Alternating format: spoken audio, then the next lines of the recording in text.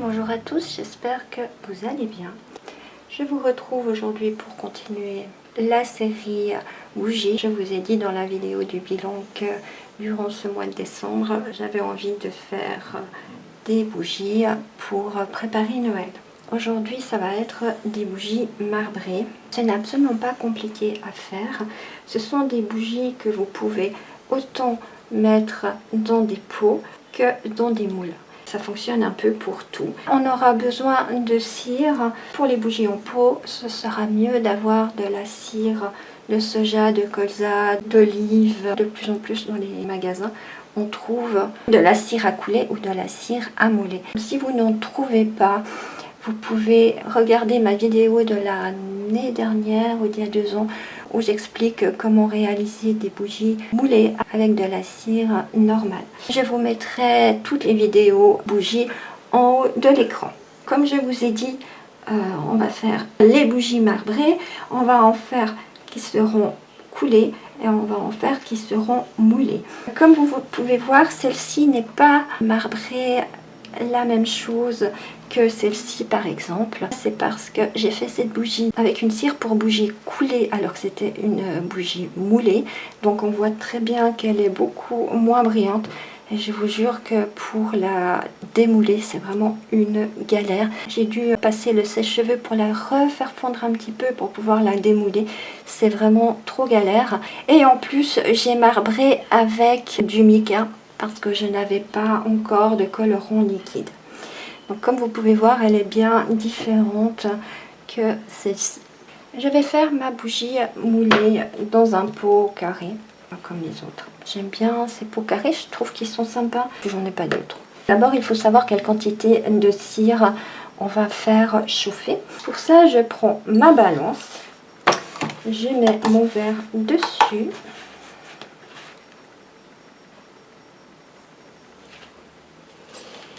Je prends de l'eau et je remplis mon verre.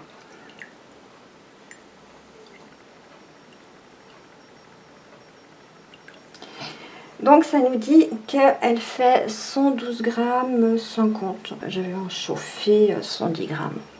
Même si elle ne va pas jusqu'en haut, c'est pas bien grave. Je prends mon récipient, je prends ma cire de soja coulée et j'en mets 110 grammes dans mon récipient.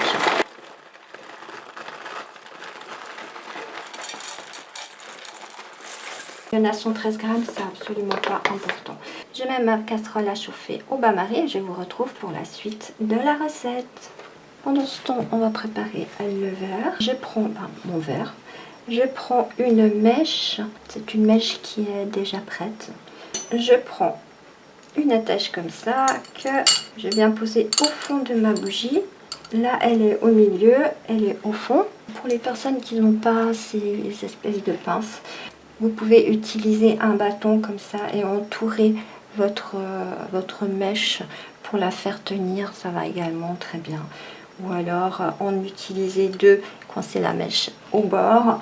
Il y a plein de solutions. Il faut juste que la mèche soit bien droite pour quand elle va sécher. Alors je peux mettre ça de côté en attendant que ma cire elle fonde. Je vais également préparer mon moule pour la bougie qui sera moulée. Donc je prends un moule. Celui-ci il s'ouvre. Je vais l'ouvrir, ça facilitera les choses. J'ai également pris une mèche toute prête. Et je viens l'introduire à l'intérieur de mon trou.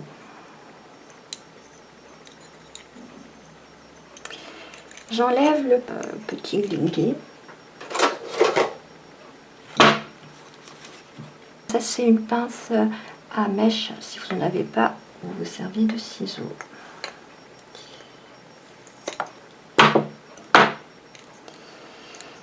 Vous pouvez faire un nœud ou mettre de côté. Moi je vais faire un nœud. Et on va prendre une pâte comme ça que vous trouvez aussi dans les magasins de bougies que vous trouvez sur internet, sur Terre de Bougies.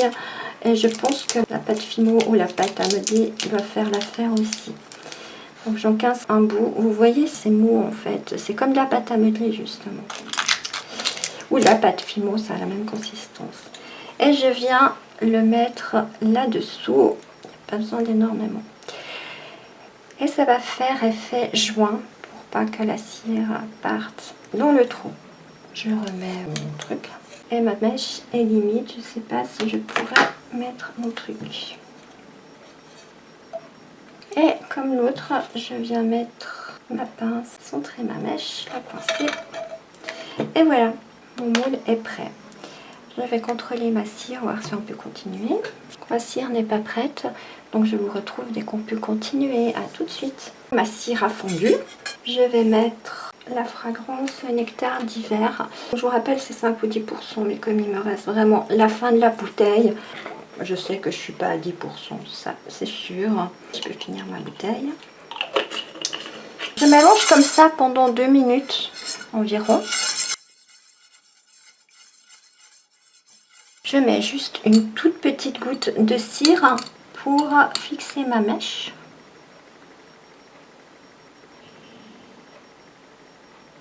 Et maintenant, je verse le reste de ma cire.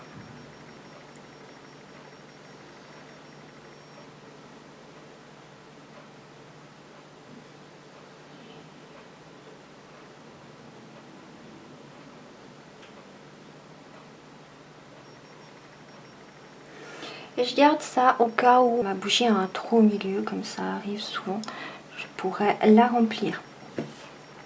Je la mets de côté. Et maintenant j'attends que le fond blanchisse, sèche un petit peu.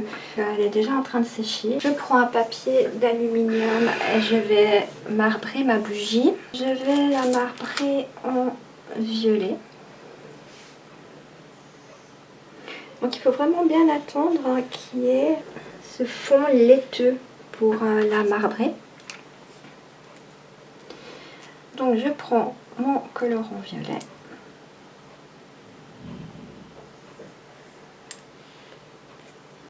Il faut un colorant liquide, ça va beaucoup mieux. Au cas où, vous pouvez quand même le faire avec du mica et un peu d'huile d'olive à l'intérieur, mais c'est moins joli, mais ça fonctionne aussi. Je prends un pic à brochette, je le trempe dedans, du côté manche carré, et je viens marbrer ma bougie. Donc là, vous faites les dessins que vous avez envie de faire. C'est égal. C'est vous qui décidez. Ce qu'il y a, c'est qu'il faut bien faire sur les bords, qu'au milieu, la bougie va devenir blanche en séchant. Du coup, on ne verra pas votre marbrage. Donc il faut vraiment faire dans les bords du verre. Et il faut faire assez rapidement parce que quand c'est sec, on ne peut plus faire le bas.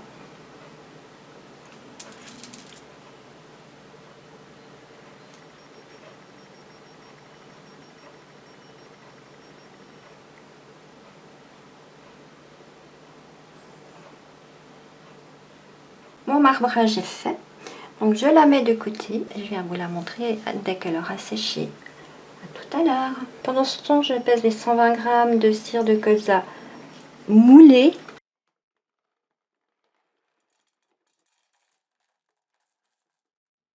Et je la mets à chauffer au bain-marie. Donc je vous retrouve pour la suite dès qu'on peut continuer. Ça va pas filmer tout de suite. Donc j'ai mis 5% de fragrance gâteau aux épices, c'est-à-dire 6 grammes, même pas 5 grammes et demi, parce qu'elles sont très très fortes. Donc je ne vais même pas monter jusqu'à 7%. Je mélange pendant 2 minutes et je viens la couler dans mon moule.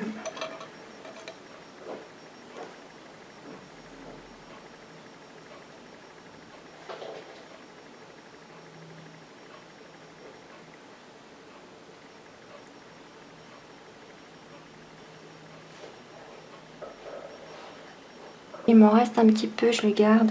Au cas où il y aurait un trou qui se forme comme l'autre, j'attends que le fond commence à sécher. Et pendant ce temps, je vais préparer mon colorant. Celle-ci, je vais la faire en bleu parce que j'ai remarqué que j'en avais pas encore. Vous voyez les bouteilles comme c'est sympa. Bon, c'est un très très bon colorant, mais alors par contre, c'est une vraie catastrophe au niveau des bouteilles. J'attends que ça commence à durcir au fond et je vous retrouve pour la suite de la recette. Ma bougie est en train de commencer à sécher au fond. Donc je prends mon colorant comme j'ai fait dans l'autre. Et je viens faire des dessins sur le côté.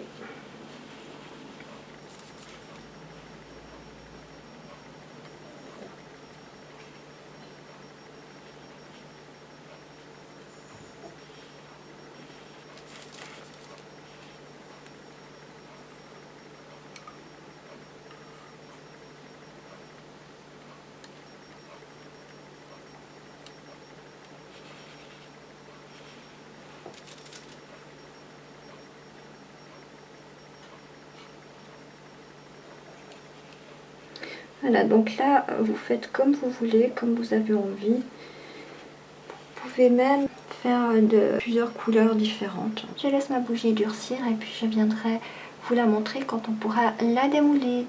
À tout à l'heure.